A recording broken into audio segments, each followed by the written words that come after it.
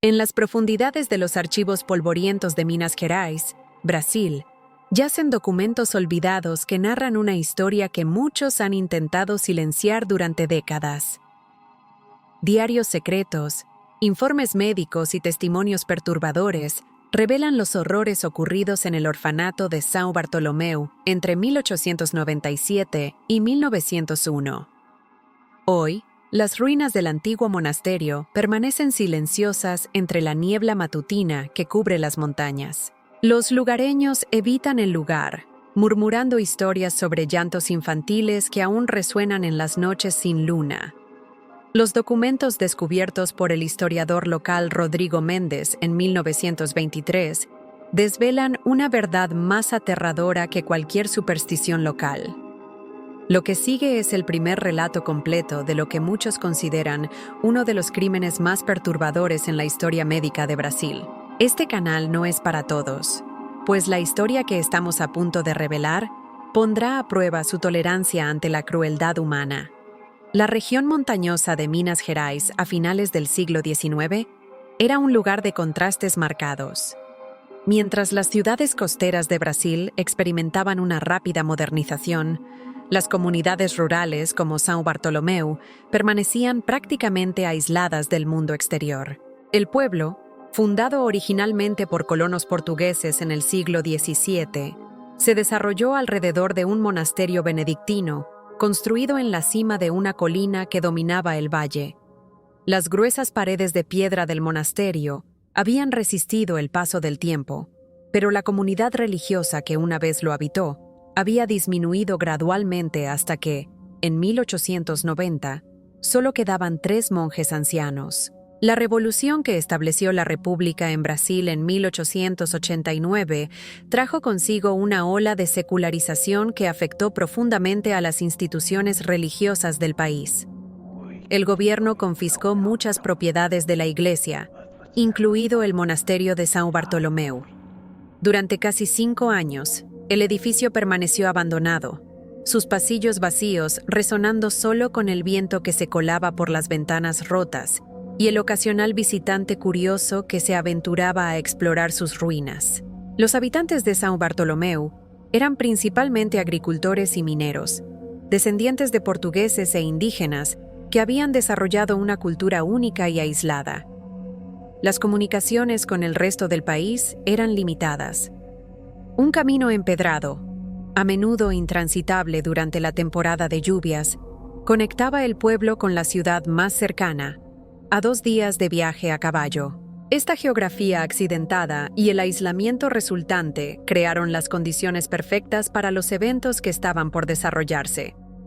¿De qué estado nos está escuchando ahora mientras revelamos esta historia olvidada de la Brasil rural?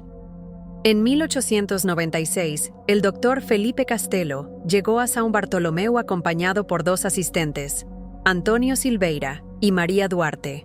Se presentaron como representantes de una fundación benéfica con sede en Río de Janeiro, interesados en establecer un orfanato para atender a los niños abandonados de la región. Según los registros municipales fechados el 12 de mayo de 1896, el doctor Castelo presentó credenciales impresionantes. Era supuestamente un médico formado en la prestigiosa Universidad de Coimbra en Portugal, con experiencia adicional en instituciones médicas de Francia y Alemania. Sus cartas de recomendación, selladas con el emblema oficial del Ministerio de Salud Pública, parecían impecables. El Consejo Municipal, encabezado por el alcalde Joaquín Ferreira, vio en esta propuesta una oportunidad para resolver el creciente problema de los niños huérfanos y abandonados, al tiempo que daba un nuevo propósito al monasterio vacío. La Fundación Santa Misericordia se compromete a restaurar el antiguo monasterio y establecer una institución moderna para el cuidado y educación de los niños desamparados de esta noble región, escribió el doctor Castelo en su solicitud oficial, preservada en los archivos municipales. Nuestra misión es combinar los avances de la ciencia médica con los principios cristianos de caridad para criar a estos niños como ciudadanos útiles para nuestra joven república. Antes de continuar con este perturbador relato, debemos advertir que los detalles que siguen pueden resultar inquietantes incluso para los oyentes más templados. Las autoridades locales, impresionadas por las credenciales y la aparente sinceridad del Dr. Castello, otorgaron el permiso con entusiasmo. El periódico local, O Mensajeiro de Minas, publicó un artículo celebrando la llegada de estos ángeles de la misericordia, que traerían progreso y modernidad a São Bartolomeu. En menos de 3 meses, el antiguo monasterio fue transformado. Las celdas monásticas se convirtieron en dormitorios, el refectorio en comedor y una de las capillas laterales en enfermería. El Dr. Castello invirtió una suma considerable, aproximadamente 45 contos de reis según los registros financieros, en equipos médicos modernos importados de Europa. Microscopios, instrumentos quirúrgicos y equipos de laboratorio llegaron en carretas desde la costa, causando asombro entre los lugareños que nunca habían visto tales maravillas. Lo que nadie en São Bartolomeu sabía en ese momento era que Felipe Castello no era quien decía ser. Investigaciones posteriores realizadas por la Policía Federal en 1924 revelaron una verdad inquietante. El verdadero Dr. Felipe Castello había fallecido en Lisboa en 1891. El hombre que usurpó su identidad era en realidad Eduard Müller, un médico alemán expulsado de la Universidad de Heidelberg por conducta impropia y experimentos no autorizados. Müller había huido de Europa tras enfrentar acusaciones de realizar procedimientos experimentales en pacientes sin su consentimiento. Brasil, con su vasta extensión y áreas remotas, ofrecía el escondite perfecto para continuar su trabajo sin el escrutinio de las autoridades europeas. Antonio Silveira, cuyo verdadero nombre era Hans Weber, había sido asistente de laboratorio de Müller en Alemania. María Duarte, en cambio, era realmente una enfermera brasileña llamada Clara Rocha, que había sido seducida por las teorías de Müller después de conocerlo en Río de Janeiro. Mientras la niebla matinal envuelve las montañas de Minas Gerais, podemos imaginar la llegada de los primeros niños al orfanato recién establecido. El 3 de septiembre de 1896, el Orfanato Santa Misericordia abrió oficialmente sus puertas. En las primeras semanas, recibió a 12 niños, la mayoría huérfanos de mineros que habían perecido en accidentes laborales o víctimas de la tuberculosis que asolaba las comunidades rurales. La institución parecía funcionar exactamente como había prometido. Los niños recibían 3 comidas diarias, educación básica y atención médica regular. El Dr. Castello realizaba exámenes médicos semanales, llevando registros meticulosos del crecimiento y desarrollo de cada niño. Estos registros, recuperados posteriormente, revelan un nivel de detalle inusual para la época, con mediciones precisas de peso, altura, circunferencia craneal y otros parámetros fisiológicos. La comunidad estaba impresionada.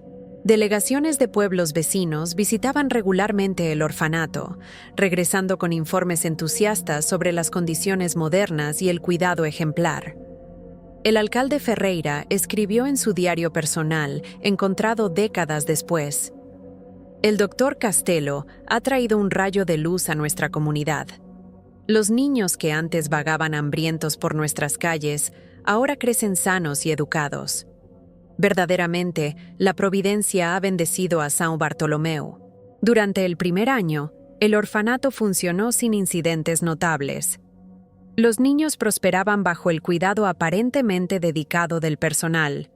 Se estableció una rutina estricta: despertar al amanecer, clases por la mañana, trabajos ligeros por la tarde y tiempo de oración antes de dormir. Los domingos, los niños asistían a misa en la iglesia del pueblo, vestidos con uniformes impecables, ganándose la admiración de la comunidad. Sin embargo, algunos aspectos de la operación del orfanato comenzaron a despertar curiosidad. El Dr. Castello había establecido un ala separada en el monasterio, a la que solo él y sus 2 asistentes tenían acceso. Cuando se le preguntaba al respecto, explicaba que era un laboratorio donde realizaba investigaciones para mejorar la salud de los niños y desarrollar tratamientos para enfermedades comunes en la región.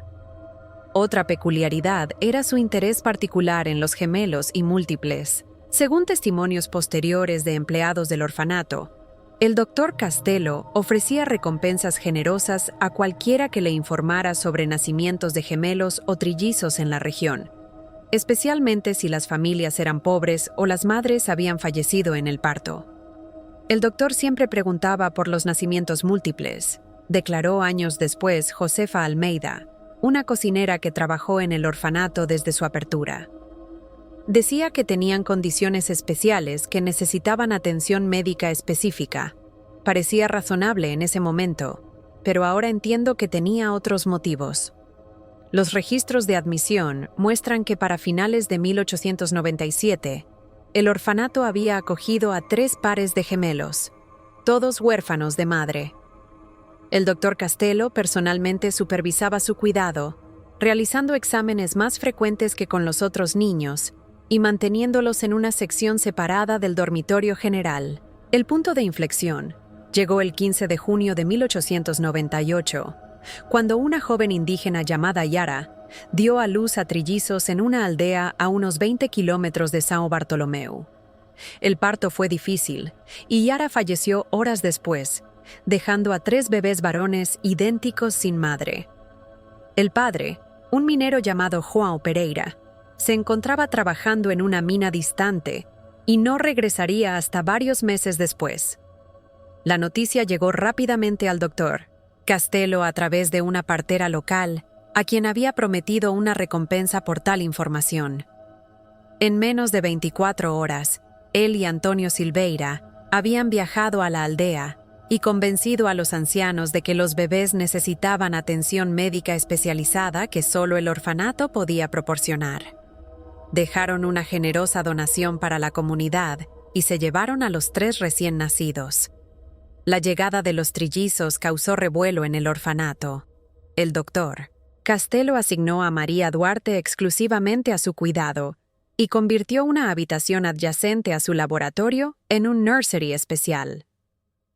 Los registros indican que los bebés fueron nombrados simplemente como Sujeto A, Sujeto B y Sujeto C en los documentos oficiales, aunque el personal del orfanato se refería a ellos como Pedro, Paulo y José. ¿Qué teoría tiene sobre lo que ocurrió después? Déjenos un comentario con su opinión mientras continuamos con esta historia. A partir de este momento, el diario personal del Dr. Castello, descubierto en 1923, proporciona una visión perturbadora de sus verdaderas intenciones. La primera entrada relacionada con los trillizos, fechada el 20 de junio de 1898, revela: la adquisición de los especímenes A, B y C representa una oportunidad sin precedentes para mi investigación.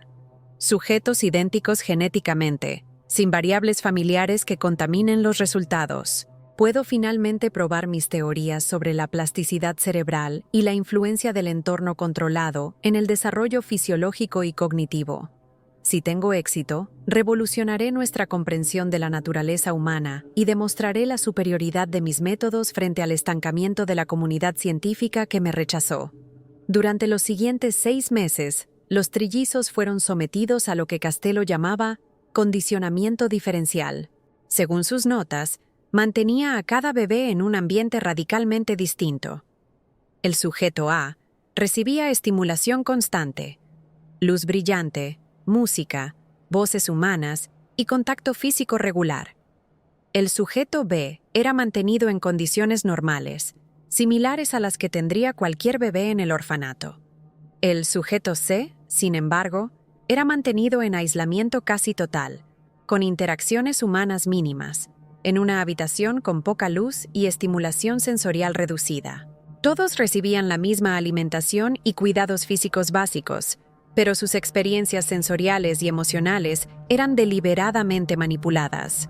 Castello documentaba meticulosamente el desarrollo de cada bebé, midiendo no solo parámetros físicos como peso y talla, sino también tiempo de respuesta a estímulos, patrones de sueño, vocalizaciones y desarrollo motor. Las páginas de su diario están llenas de tablas comparativas y observaciones detalladas. El sujeto A muestra un desarrollo acelerado en comparación con la norma para su edad. Sostiene la cabeza con firmeza y sigue objetos con la mirada a las 6 semanas. El sujeto B progresa dentro de los parámetros normales. El sujeto C, como era de esperar, muestra retraso significativo. No mantiene contacto visual y su tono muscular es inferior al esperado. La plasticidad cerebral responde exactamente como predije, escribió el 30 de agosto de 1898. Mientras tanto, la reputación del orfanato continuaba creciendo. En abril de 1899, recibió la visita de un inspector del gobierno estatal, quien quedó impresionado por las instalaciones modernas y las condiciones aparentemente excelentes. Su informe, que todavía existe en los archivos estatales, elogia la dedicación excepcional del Dr. Castello y recomienda que su modelo sea replicado en otras regiones. Curiosamente, el informe menciona que algunas áreas del edificio no fueron inspeccionadas porque, según se explicó, albergaban a niños en cuarentena por condiciones médicas delicadas. El inspector, sin formación médica, aceptó esta explicación sin cuestionarla. Durante este periodo, varios empleados comenzaron a notar irregularidades. Ruidos extraños provenientes del laboratorio durante la noche, entregas de equipos médicos cada vez más especializados, y el deterioro físico visible de María Duarte, quien parecía atormentada por lo que presenciaba. Manuela Santos, una de las cuidadoras, recordaría años después: María cambió. Al principio era amable y dedicada, pero después de que llegaran los trillizos, comenzó a verse demacrada, con ojos hundidos como si no durmiera. A veces la encontraba llorando en la cocina. Cuando le preguntaba qué sucedía, solo decía que rezara por las almas inocentes. A finales de 1899, la investigación de Castello entró en una nueva fase. Sus notas indican un cambio perturbador en su metodología. La observación pasiva ha proporcionado datos valiosos, pero es insuficiente para comprender completamente los mecanismos neurológicos subyacentes. Debo proceder con intervenciones más directas. Los especímenes tienen ahora 18 meses de edad, un momento crucial en el desarrollo cerebral. Las intervenciones a las que se refería eran procedimientos quirúrgicos experimentales. Basándose en las teorías frenológicas entonces populares en ciertos círculos científicos marginales, Castello creía que podía alterar rasgos de personalidad y capacidades cognitivas mediante la manipulación del cerebro. El primer procedimiento fue realizado en el sujeto C, el 12 de enero de 1900. Las notas quirúrgicas, escritas en un alemán técnico, describen la administración de un anestésico rudimentario seguido por una exploración craneal. Castello registró: el espécimen C, ya comprometido por la privación sensorial, muestra la menor actividad cerebral según mis mediciones. Es el candidato ideal para la primera intervención. He creado una pequeña abertura en el cráneo siguiendo los principios de trepanación moderna, permitiéndome acceso a la región frontal izquierda. La aplicación de estimulación eléctrica localizada produjo respuestas musculares consistentes, confirmando mis hipótesis sobre la cartografía cerebral. La investigación tomó un giro más oscuro cuando João Pereira, el padre de los trillizos, regresó inesperadamente de las minas en marzo de 1900. Habiendo escuchado sobre el fallecimiento de su esposa, vino a reclamar a sus hijos. Según testimonios de los aldeanos, visitó el orfanato y se reunió con el doctor Castello, quien le aseguró que los niños estaban recibiendo el mejor cuidado posible. Castello incluso le mostró a uno de los bebés, presumiblemente el sujeto B, que parecía estar en buenas condiciones. Pereira, aunque reacio, acordó dejar a los niños en el orfanato temporalmente mientras establecía un hogar adecuado para ellos. Prometió regresar en unos meses para llevárselos definitivamente. Esta visita alarmó a Castello. Su diario revela su ansiedad. La aparición del progenitor amenaza todo mi trabajo. No puedo permitir que interfiera cuando estoy tan cerca de conclusiones revolucionarias. Si sospecha algo o insiste en llevarse a los especímenes, tendré que tomar medidas decisivas. Esas medidas no tardaron en materializarse.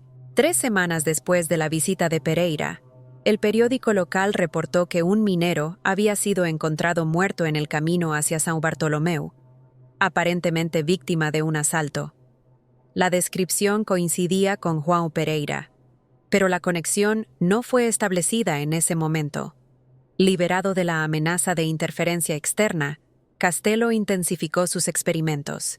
El diario médico documenta procedimientos cada vez más invasivos realizados en los 3 niños, siempre bajo el pretexto de tratamientos necesarios para los pocos empleados que pudieran haber notado algo inusual.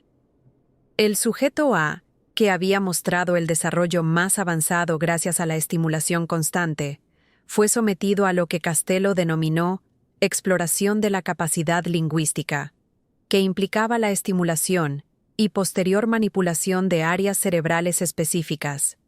El sujeto B se convirtió en el objeto de experimentos relacionados con la memoria y el aprendizaje condicionado, algunos involucrando el uso de descargas eléctricas.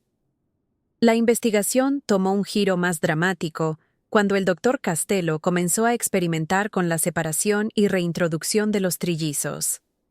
Después de mantenerlos aislados unos de otros durante toda su vida, colocó a los sujetos A y B juntos en una habitación y documentó sus interacciones. Fascinante observar el reconocimiento instintivo entre especímenes genéticamente idénticos. A pesar de sus desarrollos divergentes, muestran una afinidad inmediata que trasciende sus experiencias separadas. ¿Es esto evidencia de una conexión que va más allá de lo puramente fisiológico? La ciencia convencional rechazaría tales nociones, pero mis observaciones sugieren que existen aspectos de la conciencia humana que nuestros limitados paradigmas aún no comprenden. Escribió el 5 de agosto de 1900. Para este momento, María Duarte comenzaba a mostrar signos claros de angustia moral. Sus responsabilidades incluían asistir en los procedimientos y cuidar a los niños después, y el conflicto entre su lealtad a Castelo y su creciente horror ante los experimentos la estaba destruyendo psicológicamente. Un fragmento de una carta que intentó enviar, interceptada por Castelo y encontrada entre sus documentos, revela su tormento. Lo que comenzó como una noble búsqueda del conocimiento se ha convertido en algo monstruoso. No puedo dormir escuchando los llantos de esos inocentes. El doctor insiste en que sus métodos están justificados por el avance científico, pero he visto la luz abandonar sus ojos mientras habla. Ya no reconozco al hombre que una vez admiré. Dios perdone lo que hemos hecho aquí. La crisis llegó en noviembre de 1900, cuando el sujeto C, debilitado por múltiples procedimientos y la privación sensorial continua, comenzó a mostrar signos de fallo sistémico. Las notas de Castelo registran fríamente. El espécimen C muestra deterioro acelerado, respiración irregular, fiebre persistente, respuesta disminuida a estímulos. Las últimas intervenciones pueden haber excedido su capacidad de recuperación. Sin embargo, esto ofrece una oportunidad única para un estudio anatómico comparativo completo. Lo que siguió fue descrito en detalle clínico. La autopsia realizada mientras el corazón del niño aún latía débilmente, la extracción y preservación de órganos, la disección meticulosa del cerebro para comparar su desarrollo con las predicciones previas de Castelo. Las páginas están ilustradas con dibujos técnicos precisos y mediciones exhaustivas. La investigación tomó un giro más oscuro cuando la muerte del sujeto C llevó a Castelo a acelerar sus experimentos con los 2 niños restantes. Temeroso de perder más especímenes antes de completar su trabajo, documentó: la pérdida de C es lamentable pero instructiva. Debo maximizar el valor científico de A y B mientras permanecen viables. Procederé con la fase final. La exploración de la supuesta conexión telepática entre gemelos idénticos. Un fenómeno anecdótico que nunca ha sido estudiado rigurosamente en condiciones controladas. Los experimentos que siguieron involucraban someter a uno de los niños a diversos estímulos: dolor, placer, miedo, sorpresa, mientras monitoreaba las reacciones del otro, que estaba aislado en una habitación separada. Castello registró con excitación lo que interpretó como evidencia de comunicación extrasensorial. Cuando apliqué el estímulo doloroso al sujeto A, el sujeto B, a 20 metros de distancia y sin posibilidad de comunicación sensorial, mostró alteraciones fisiológicas sincronizadas, aumento de la frecuencia cardíaca, dilatación pupilar, secreción de adrenalina.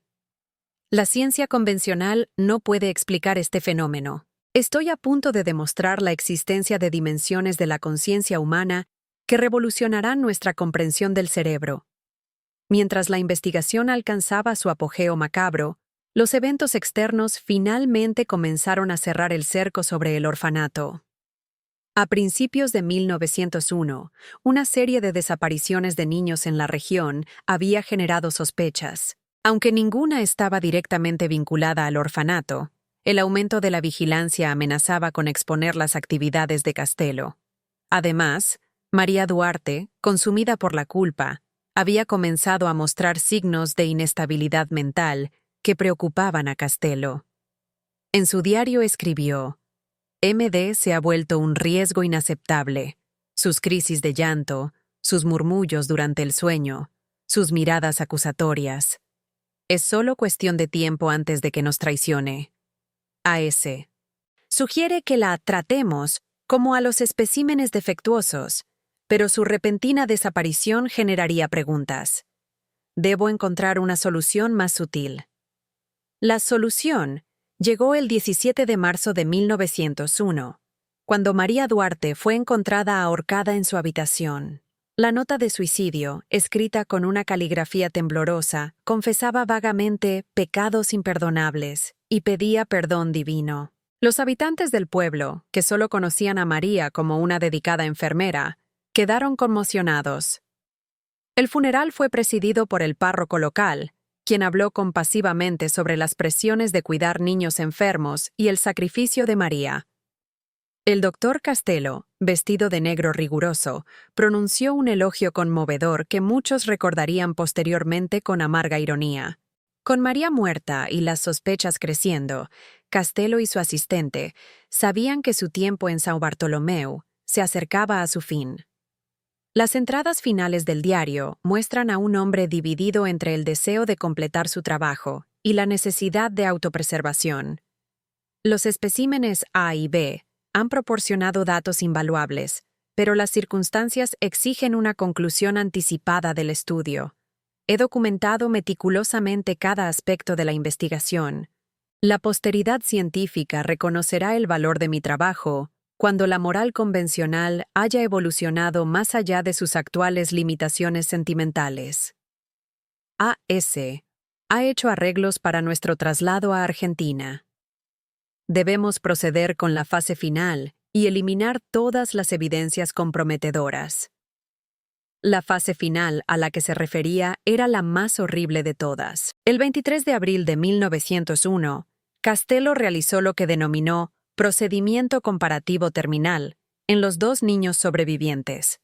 Las notas clínicas describen cómo sometió simultáneamente a ambos a una vivisección cerebral, documentando las respuestas neurológicas mientras manipulaba diferentes regiones cerebrales, buscando evidencia definitiva de la conexión que creía existía entre ellos.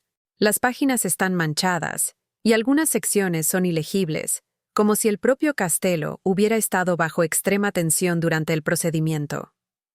La entrada final del diario, fechada el 25 de abril de 1901, es breve y enigmática. Concluido.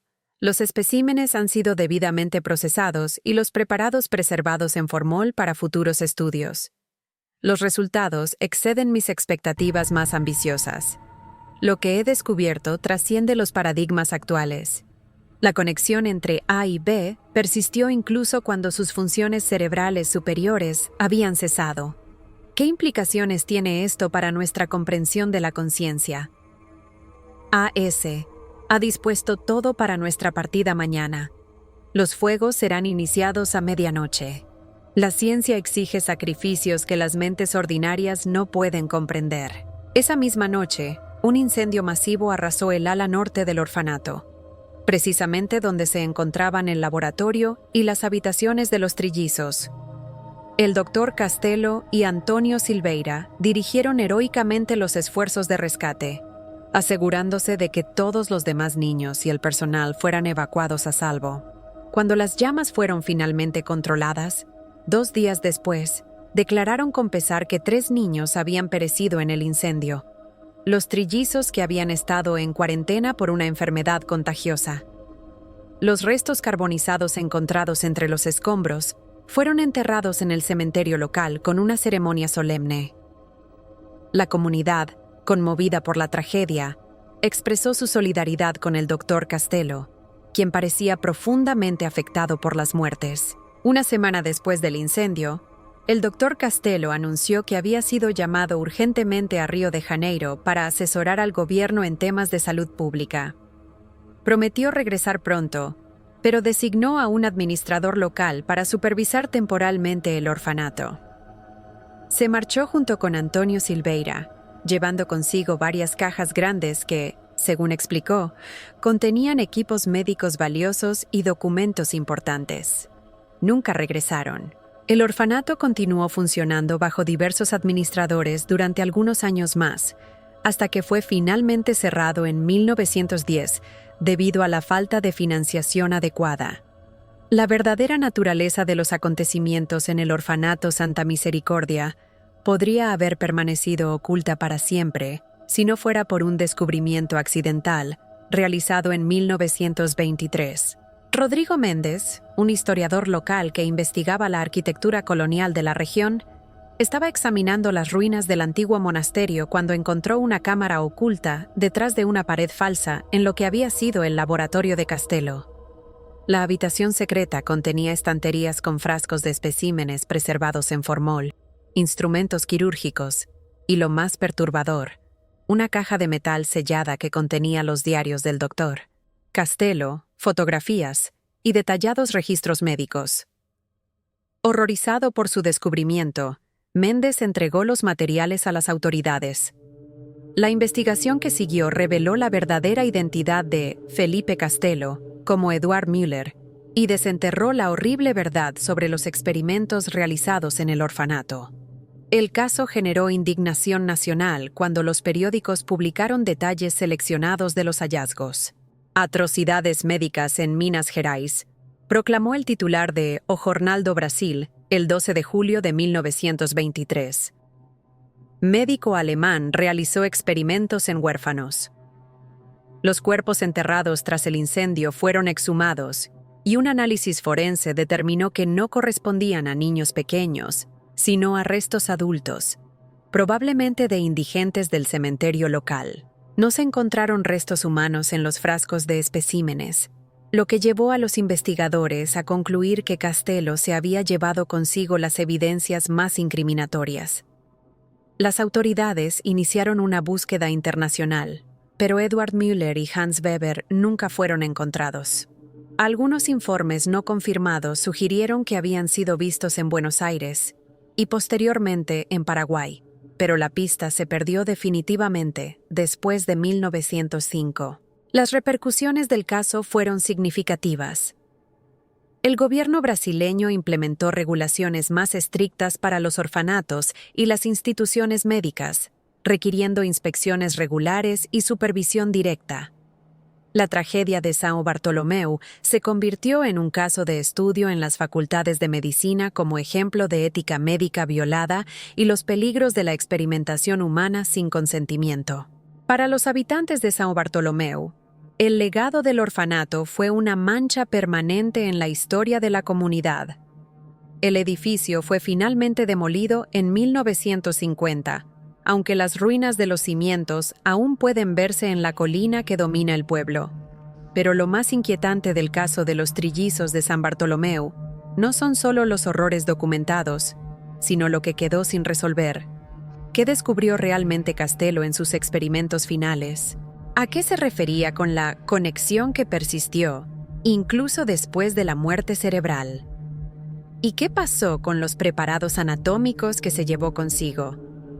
Algunos investigadores han especulado que Müller continuó su trabajo en otro lugar, posiblemente bajo otro nombre y en condiciones aún más secretas. Rumores persistentes sugieren que ciertos documentos y especímenes de su investigación llegaron eventualmente a colecciones médicas privadas en Europa y Estados Unidos. En 1967, un historiador de la medicina que investigaba el caso encontró correspondencia entre Müller y varios científicos europeos, fechada después de su desaparición de Brasil. En estas cartas, escritas bajo el seudónimo Dr. Kraus, Müller hacía referencias crípticas a sus descubrimientos sobre lo que llamaba el sustrato no físico de la conciencia gemelar y evidencia empírica de conexiones mentales que trascienden las limitaciones espaciotemporales convencionales. Estas afirmaciones fueron desestimadas por la comunidad científica como las fantasías de una mente perturbada, pero algunos investigadores de lo paranormal han sugerido que Müller podría haber tropezado accidentalmente con fenómenos que la ciencia convencional aún no puede explicar. Lo que es innegable es el sufrimiento causado por los experimentos de Müller. Los trillizos de São Bartolomeu, cuyos nombres reales nunca fueron registrados, se convirtieron en víctimas inocentes de una ambición científica sin restricciones morales. Su breve existencia, marcada por el dolor y la manipulación, sirve como un recordatorio sombrío de lo que puede ocurrir cuando la búsqueda del conocimiento se divorcia de la ética humana básica. Este canal no es para todos, pero creemos que estas historias olvidadas deben ser contadas para honrar la memoria de las víctimas y asegurar que tales atrocidades no se repitan. Cada año, el 15 de junio, fecha del nacimiento de los trillizos, los habitantes de São Bartolomeu colocan 3 velas blancas en las ruinas del antiguo monasterio. Es un ritual simple pero conmovedor, un reconocimiento silencioso de las vidas que fueron sacrificadas en nombre de una ciencia pervertida.